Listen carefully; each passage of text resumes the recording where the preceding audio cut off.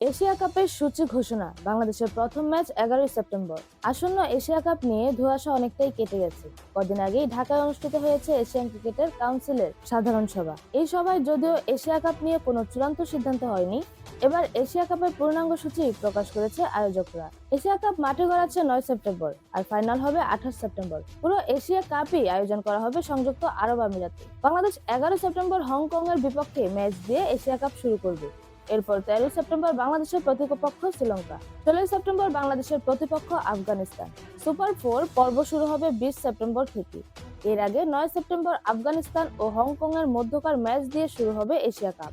আগেই জানা গেছে ভারত এবং পাকিস্তান একই গ্রুপেই থাকছে। ভারত ও পাকিস্তানের মধ্যকার ম্যাচটি মাঠে গড়াবে 14 সেপ্টেম্বর। হয়েছেও তাই, তাদের রাখা হয়েছে এ গ্রুপে। তাদের সঙ্গে আছে সংযুক্ত আরব আমিরাত ও ওমান। আর বি গ্রুপে রয়েছে বাংলাদেশ, শ্রীলঙ্কা, আফগানিস্তান ও হংকং।